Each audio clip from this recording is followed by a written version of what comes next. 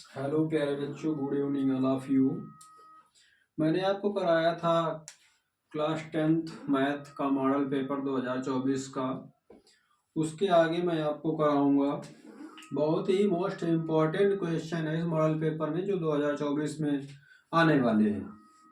तो क्वेश्चन आपका लिखा हुआ है, दी गई आकृति में यदि पी क्यू आर एस एक समांतर चतुर्भुज है और ए बी समांतर दिया है पी एस के, सिद्ध करना है ओ सी समांतर यस आर। ये आपको एक फिगर दे रखा है, ये आपका प्रूवमेंट है ओ सी समांतर यस आर। कहा गया बेटा क्वेश्चन में यदि पी क्यू आर एस एक समांतर चतुर्भुज है।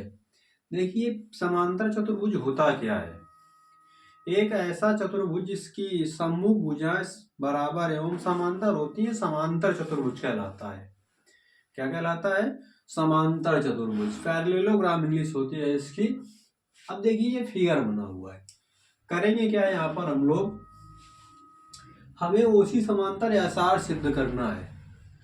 ले लीजिए आप त्रिभुज ओ पी एस, त्रिभुज ओ ए बी। कौन सा त्रिभुज लेंगे? ओ पी एस और ओ ए बी। त्रिभुज ओ पी एस एंड त्रिभुज ओ ए बी में, ठीक।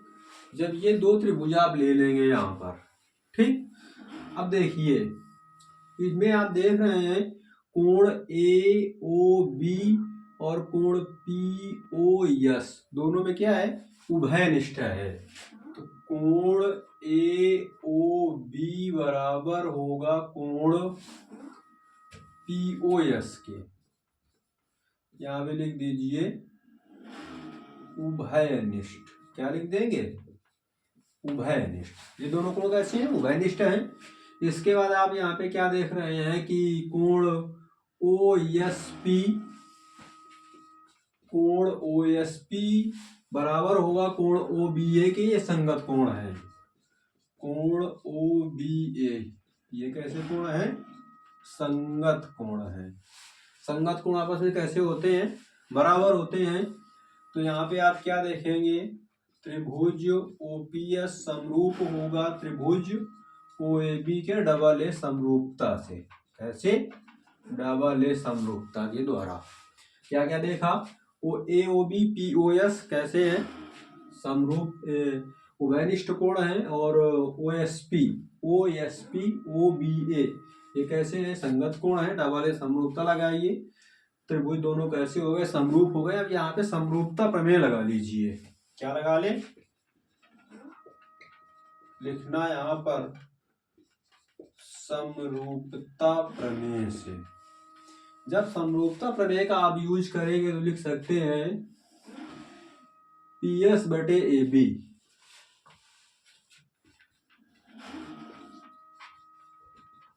पी एस बटे ए बी बराबर ओ एस बटे ओ बी। क्या लिख सकते हैं? समीकरण 1 डाल दीजिए। क्या डाल दें? 1 डाल दें। अब यहां पर आप क्या करेंगे, त्रिभुज लेंगे C R Q and C B A या ए बी सी कर लीजिए, जो भी आपकी इच्छा हो कर लीजिए, कोई समस्या नहीं होने वाली है। त्रिभुज लेंगे त्रिभुज सी आर क्यू एंड त्रिभुज सी बी ए में। यहाँ पे आप क्या देखेंगे? देखिए C R Q C B A, क्या देख रहे हैं? क्यू सी आर, कोण क्यू सी आर बराबर होगा कोण ए सी बी या बी सी ए, है ना। कोण बी सी ए ये है बेटा उभयनिष्ठ। कैसा कोण है? उभयनिष्ठ कोण होगा। इसके बाद आप क्या देखेंगे, यहां पर जो कोण आपका होगा कौन सा? C R Q C B A के बराबर होगा। ये कैसा कोण है? संगत कोण है। कोण सी आर क्यू कोण सी बी ए ये दोनों कैसे कोण है? ये बेटा संगत कोण है।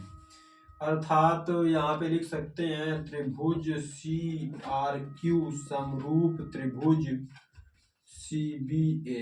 क्या लिखेंगे? डबल ए समरूपता, मतलब कोण कोण बराबर हुए हैं।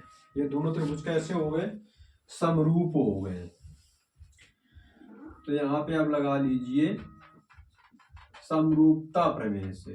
जब बेटा समरूपता प्रमेय का यूज करोगे तो यहाँ पे आप लिख सकते हो QR बटे AB।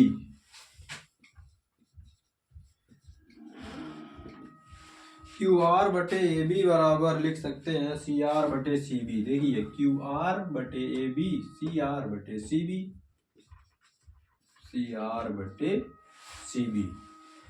अब देखो QR बटे AB, QR को हम लिख सकते हैं PS के बराबर। तो PS बटे AB हो जाएगा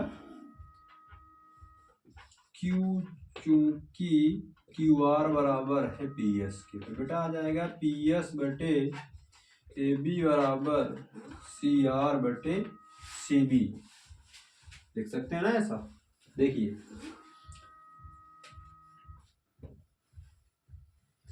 अब देखो ये आपका आया था PS बटे AB बराबर OS बटे OB। तो PS बटे AB बराबर CR बटे CB, तो ये किसके बराबर हो गया? OS बटे OB। इसको समीकरण सेकेंड नाम दो, फर्स्ट व सेकेंड से। तो ये बेटा आ जाएगा PS बटे AB बराबर CR बटे CB बराबर OS बटे OB। ये पूरा प्रतिबंध निकल कर आ जाएगा। अब आप यहाँ पे OS बटे OB CR बटे CB के बराबर कर लीजिए। किसके बराबर करेंगे? CR बटे CB।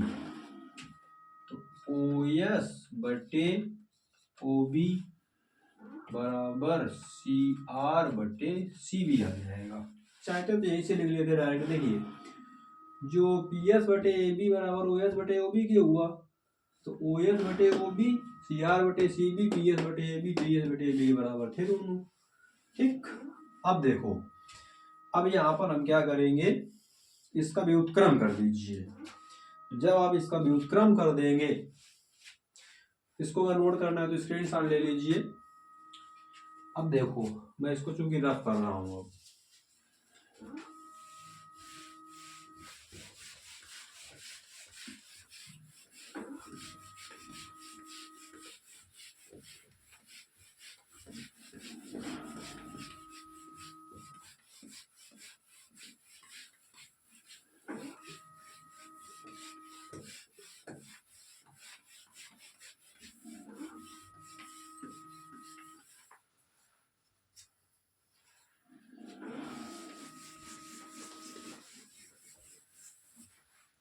देखो इसका जब व्युत्क्रम करेंगे तो यहाँ पर आएगा OB बटे OS बराबर CB बटे CR। दोनों पक्षों में एक घटा लीजिए।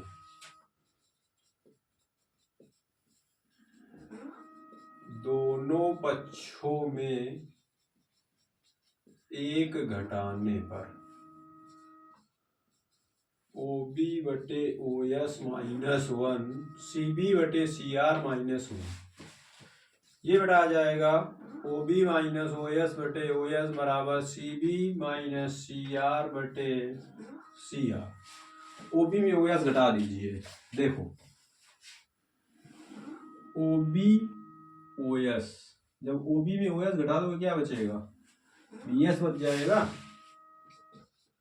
BS बटे OS CB minus CR, CB CR BR बन जाएगा, BR बटे CR। देखो जब इतना आपका बच जाएगा BS बटे OS बराबर BR बटे CR, तो क्या पाएंगे आप? देखिए BS बटे OS, BS बटे OS बराबर BR बटे CR। अर्थात आपने यहाँ पे क्या देखा, जो समानुपातिकता प्रमेय होती है उसके विलोम से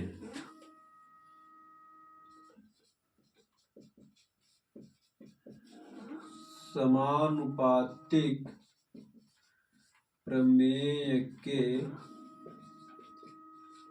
विलोम से क्या सिद्ध हो गया, ओसी समांतर यसार, ओसी समांतर यसार। देख रहे हैं ना, ये ओसी है, ये यसार है। क्या हमने दिखाया है, बी एस बटे ओ एस, बी एस बटे ओ एस बराबर बी आर बटे सी आर, तब ओसी समांतर इसके एस आर के। इस प्रकार ये क्वेश्चन का प्रूव हो जाएगा, हेंस प्रूव। ओके, बात समझ में आ गई ना, क्लियर, स्पष्ट। अब क्वेश्चन नंबर अगला देखते हैं। जो क्वेश्चन आपका अगला लिखा हुआ है,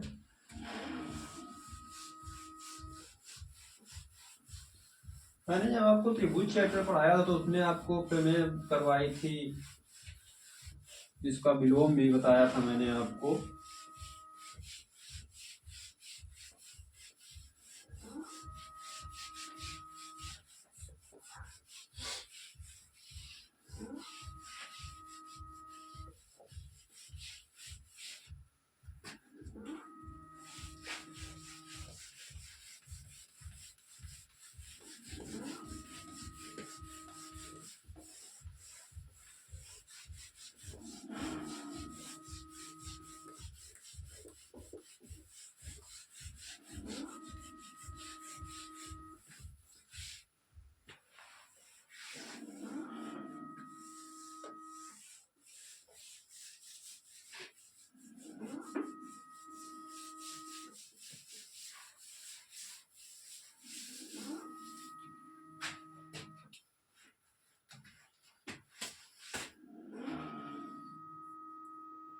लिखा है, दिए गए समीकरण निकाय को हल करके x और y का मान प्राप्त कीजिए।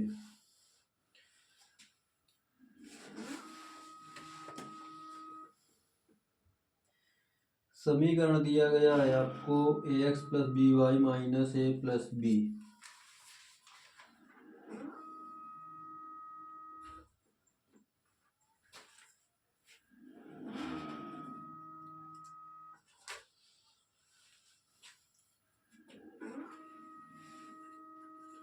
अथवा है 3 का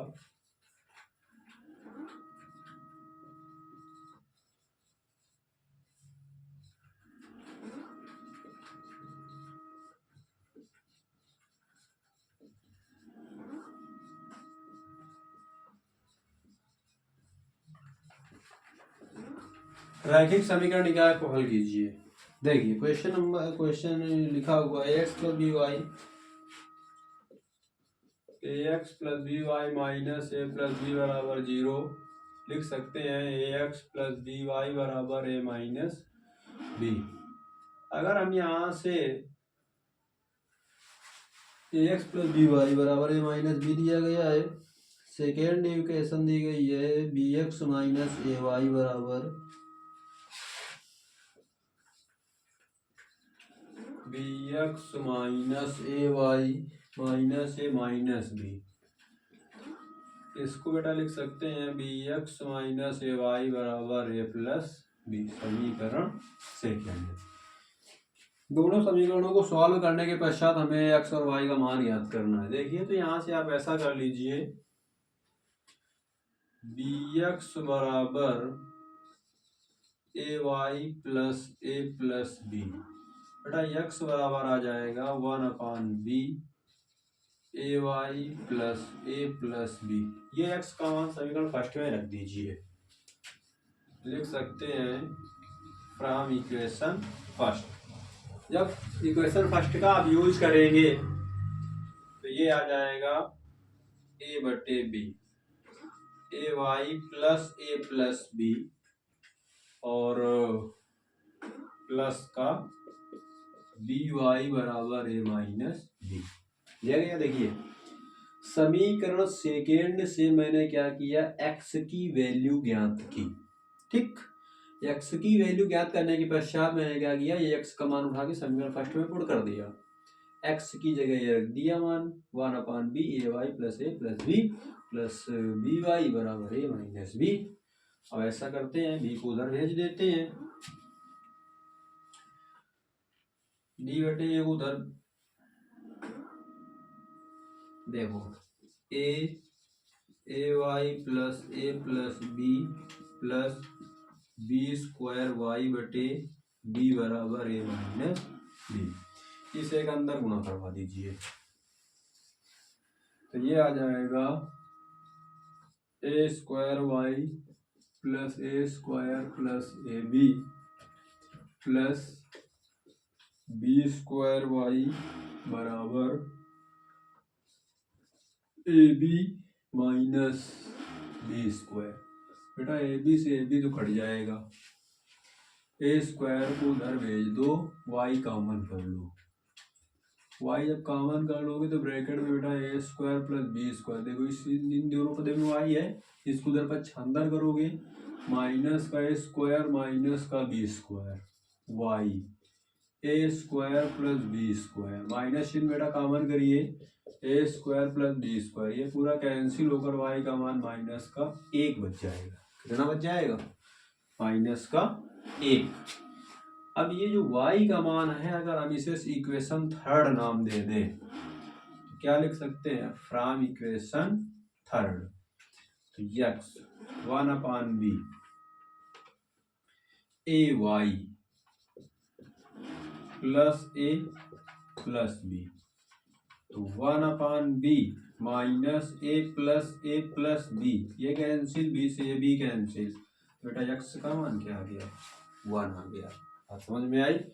ये है आपकी विलोपन विधि, ये सॉरी प्रतिस्थापन विधि। एक समीकरण से मान निकालकर दूसरे समीकरण में मान प्रतिस्थापित किया गया, तो ये विधि कहलाती है आपकी प्रतिस्थापन विधि। विलोपन विधि में मान विलुप्त कर दिए जाते हैं, मतलब दोनों पक्षों दोनों समीकरणों में या तो x के गुणांक बराबर कर लो या तो y के गुणांक बराबर कर लो, तो ये विधि आपकी कहलाती है विलोपन विधि।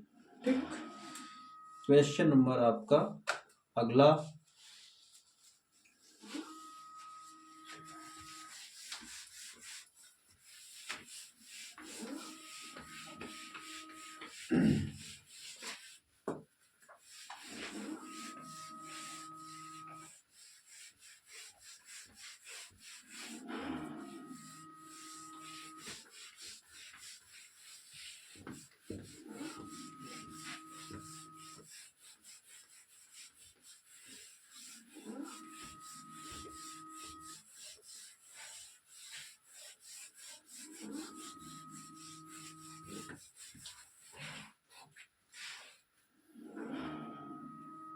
एक बांसे को एक बार फेंका जाता है,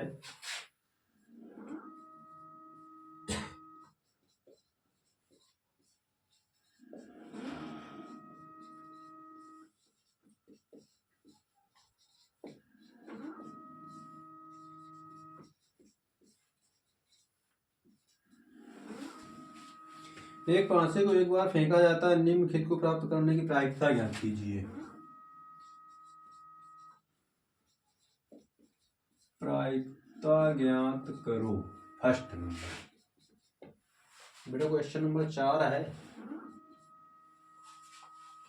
एक अभाज्य संख्या, इसकी प्रायिकता ज्ञात करनी है। एक अभाज्य संख्या, सेकेंड नंबर में कहा गया 2 और 6 के बीच स्थित कोई संख्या, 2 और 6 के बीच स्थित कोई संख्या। थर्ड नंबर है एक विषम संख्या, एक विषम। इस बात की देखिए, जब पांसा फेंका जाता है तो प्रतिदश समष्टि में ये 6 बिंदु अंकित होते हैं। कितने बिंदु अंकित होते हैं, 6 बिंदु। जब पांसा एक बार फेंका जाएगा। अगर पांसा 2 बार फेंक दिया जाएगा तो इसमें 36 बिंदु अंकित हो जाते हैं। फिर कितने बिंदु? 36 बिंदु। फर्स्ट नंबर की बात कर रहा है अभाज्य संख्या। तो बेटा अभाज्य संख्याएं होती कौन कौन सी हैं एक पांसे पर? तो अभाज्य संख्याएं होती हैं 2, 3, 5। तो इस बात की जो प्रोबेबिलिटी होगी 3/6 1/2। कितनी प्रायिकता आएगी? सेकेंड में आपसे कहा गया 2 और 6 के बीच स्थित कोई संख्या 3, 4, 5। कितनी संख्या स्थित होती हैं? ये 3 संख्याएं स्थित होती हैं 2 और 6 के मध्य एक पांसे पर। तो इस बात की जो बेटा प्रायिकता होगी 3/6। लिखना चाहो तो लिख सकते हो 2 और 6 के बीच स्थित होने की प्रायिकता 3/6। थर्ड नंबर एक विषम संख्या। तो पांसे पर कितनी विषम संख्याएं होती हैं? 1, 3, 5। तो इस बात की जो प्रोबेबिलिटी होगी 3/6 1/2। जब कभी भी किसी भी बात की प्रायिकता ज्ञात करनी होती है तो अनुकूल परिस्थितियां बटे कुल परिस्थितियां, यही फार्मूला होता है बेसिक का। तो अनुकूल परिस्थितियां कितनी है? 3। कुल परिस्थितियां कितनी है? 6। 3/6। समझ गए? क्वेश्चन नंबर अगला। क्वेश्चन नंबर आपका अगला लिखा हुआ है एक पौधे की 40 पत्तियों की लंबाई मिलीमीटर में लगभग मापी गई है। आंकड़े निम्न प्रकार हैं। देखिए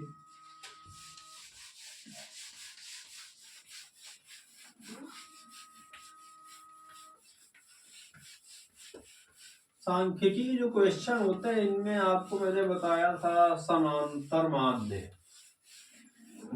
बताया था मैंने। माध्य 3 विधियों से ज्ञात किया जाता है, प्रत्यक्ष विधि, कल्पित माध्य, पग विचलन। इसके बाद माध्यक बताया गया, इसके बाद बहुलक बताया गया, और इसमें ज्यादा कुछ है नहीं। माध्य माध्यक बहुलक में संबंध जरूर पूछा जाता है, तो ये आपका होता है बहुलक बराबर 3 माध्य - 2 माध्य। देखो लंबाई दी गई है, पत्तियों की संख्या, टेबल बनाते हैं सीधा। लंबाई है mm में,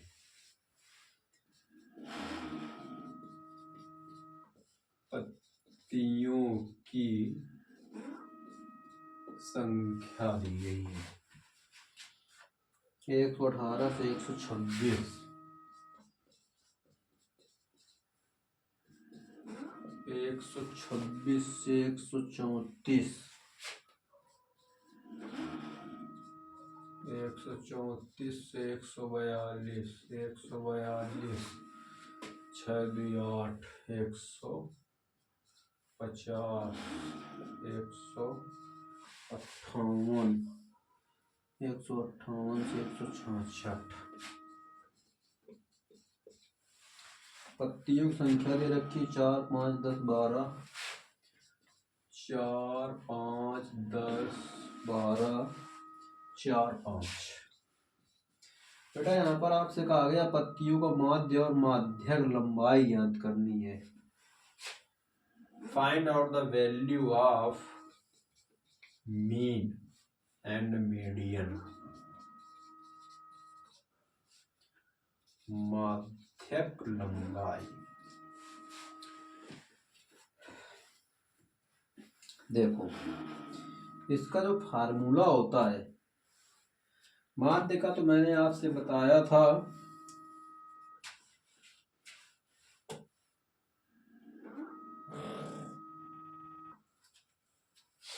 देखो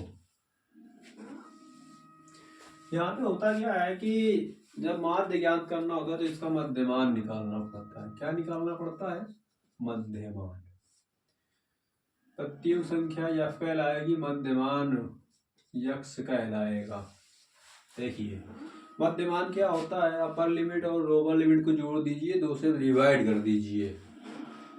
तो इसको जब जोड़ेंगे तो ये आपका हो जाएगा 8 6 14, 2 1 3 1 4, 1 1 2, 244। 244 में आप 2 से भाग करेंगे तो 122 आ जाएगा।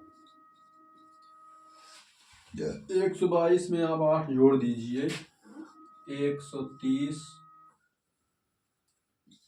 138, फिर 8 जोड़िए 146, 8 जोड़िए 154, 8 जोड़िए 162। आगे बात समझ में। अब देखो यहाँ पर आपको माध्यक भी याद करना है, तो इसमें आपको संचयी बारंबारता भी याद करनी पड़ेगी। क्या याद करनी पड़ेगी? संचयी बारंबारता।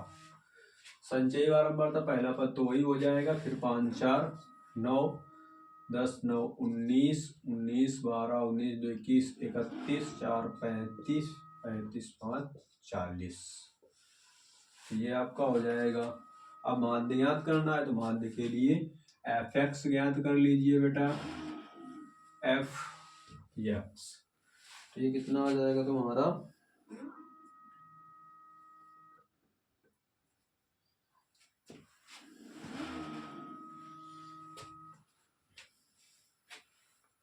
गुणा करो, 4 दूना 8, 4 दूना 8, 4, 13 5 65, 1380,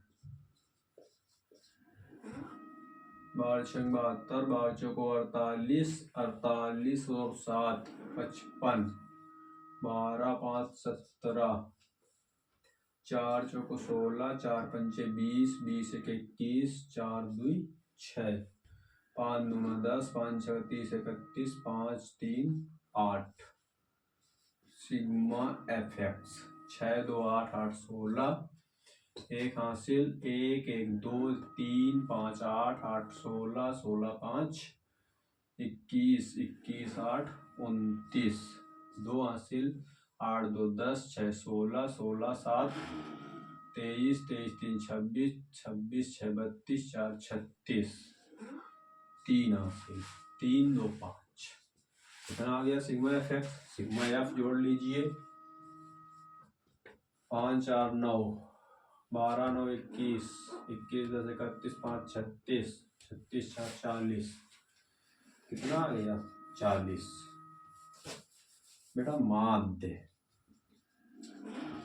माध्य सिग्मा एफ एक्स बटे सिग्मा एफ 56 96 बटे 40। दशमलव 0 हटाओ, दशमलव लगाओ।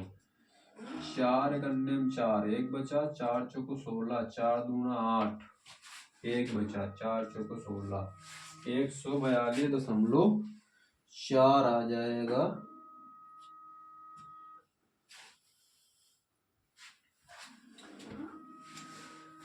ठीक। अब इसके बाद आपसे कहा गया माध्यक।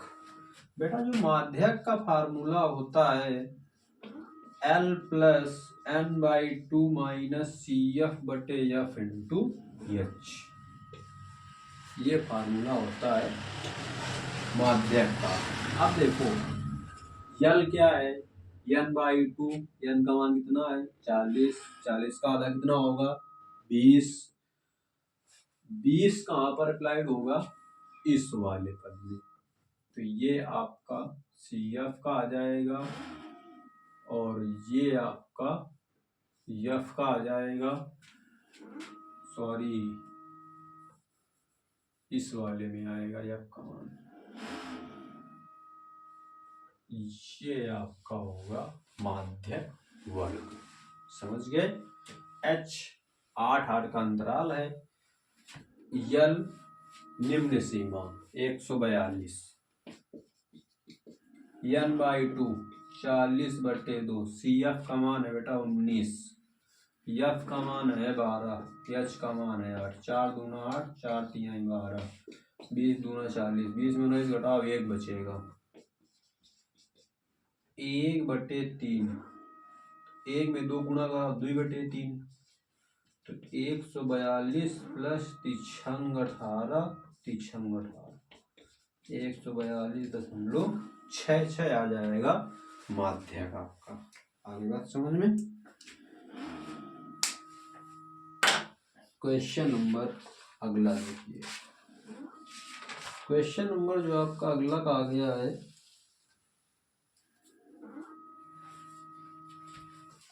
तो ये बात समझ में आ गई ना। माध्यक लंबाई क्या होती है, माध्य क्या होता है। माध्य आपका 3 विधियों से ज्ञात होता है, मैंने आपको बताया भी था। देखिए पहली विधि होती है प्रत्यक्ष विधि। कौन सी विधि? प्रत्यक्ष विधि। फार्मूला होता है सिग्मा एफ एक्स बटे सिग्मा एफ। दूसरी होती है कल्पित माध्य। कौन सी विधि होती है? ये होता है ए प्लस सिग्मा एफ डी बटे सिग्मा एफ। थर्ड होती है बेटा पग विचलन। कौन सी होती है? पग विचलन। ए प्लस सिग्मा एफ यू बटे सिग्मा एफ इंटू एच। इन 3 विधियों के द्वारा माध्य ज्ञात किया जाता है।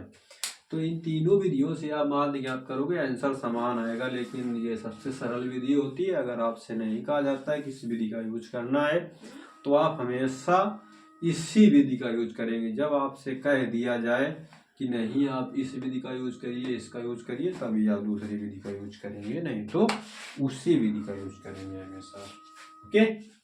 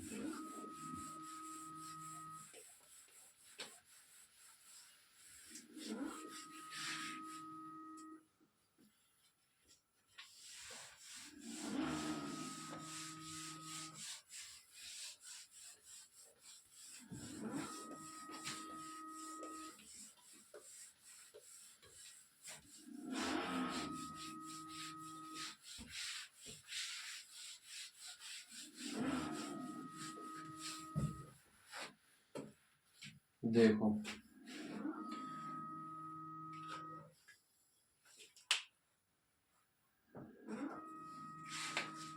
लिखा है दिए गए चित्र में दवा का एक कैप्सूल एक बेलन के आकार का है, जिसके दोनों सिरों पर एक अर्धगोला लगा हुआ है। पूरे कैप्सूल की लंबाई 14 mm है और उसका व्यास 5 mm है। इसका पृष्ठीय क्षेत्रफल ज्ञात कीजिए। तो बेटा इसका पृष्ठीय क्षेत्रफल ऐसा फिगर बना हुआ है। सवाल लिखा है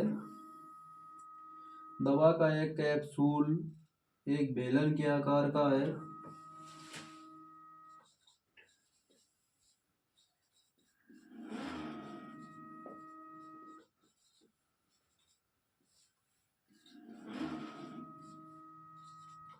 दवा का कैप्सूल एक बेलन के आकार का है, जिसके दोनों सिरे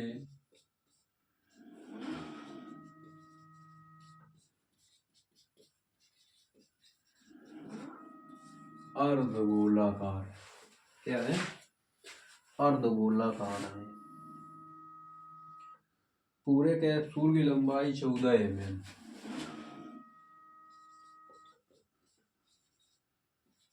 पूरे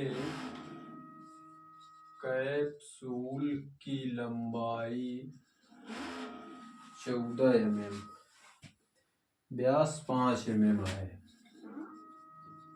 और व्यास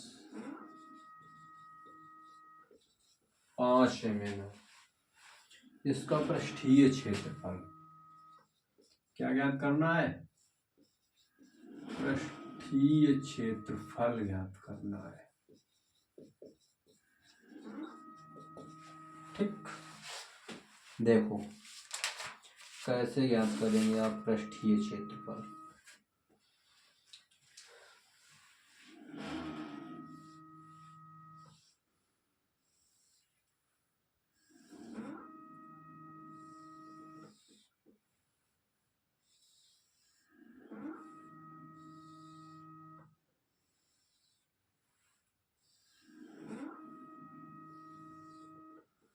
टोटल लंबाई है 14 mm, व्यास है 5 mm,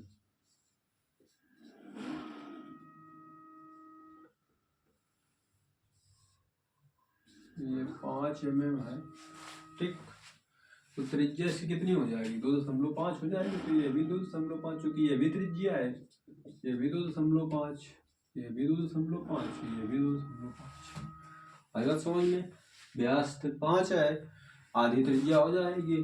तो ये भी तो त्रिज्या है, ये भी त्रिज्या है। अगर हमें बेलन की ऊंचाई याद करनी हो तो यहाँ पे लिखिए बेलन की ऊंचाई 14 माइनस 2.5 धन 2.5, 2.5 ये कम हुई, 2.5 ये कम हुई, तभी तो बेलन की लंबाई ज्ञात हो पाएगी या ऊंचाई ज्ञात हो पाएगी। तो ये आपका आ जाएगा 14 माइनस 5, तो 9 mm आ जाएगी बेलन की ऊंचाई या लंबाई। तो ये हो गई ऊंचाई बेलन की, और त्रिज्या पता ही है 2.5 mm। ये है अर्धगोले, दोनों को जोड़ दिया जाए तो एक गोला बन के तैयार हो जाएगा इस तरीके का, ऐसा। और जिसकी त्रिज्या कितनी है? 2.5। पृष्ठीय क्षेत्रफल ज्ञात करना है। पृष्ठीय क्षेत्रफल ज्ञात करने के लिए आपको करना क्या पड़ेगा? पृष्ठीय क्षेत्रफल ज्ञात करने के लिए आपको करना ये पड़ेगा कि जो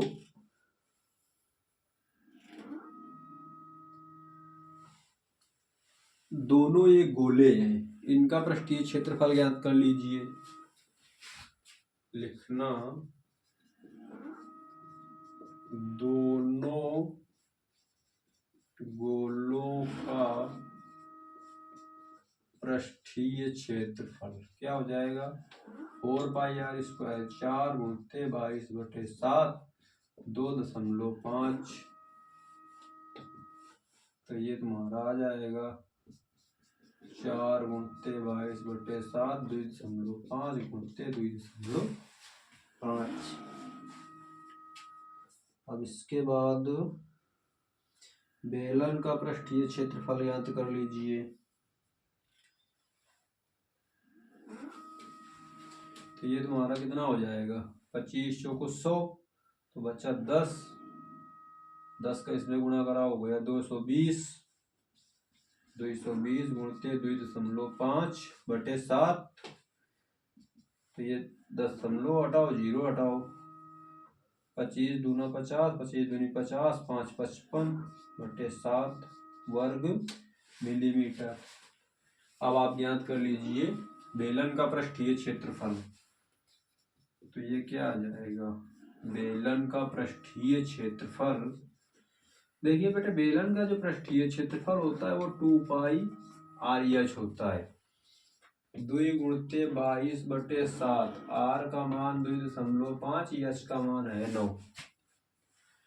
हल करोगे 25 दूना 50, 5 बचा, 22 पंचे 110 गुणते 9/7, 99 वर्ग मीटर, ठीक। अब कुल आकृति का पृष्ठीय क्षेत्रफल ज्ञात करना है। तो कुल आकृति का पृष्ठीय क्षेत्रफल ज्ञात करने के लिए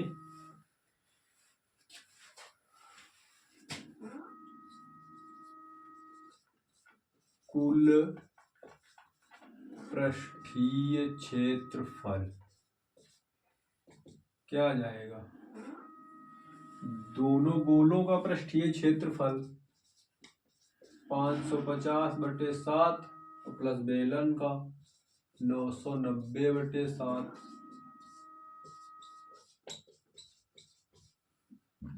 9 × 5 = 14, 1 × 15, 1540/7 वर्ग मिलीमीटर आ जाएगा इसका आंसर।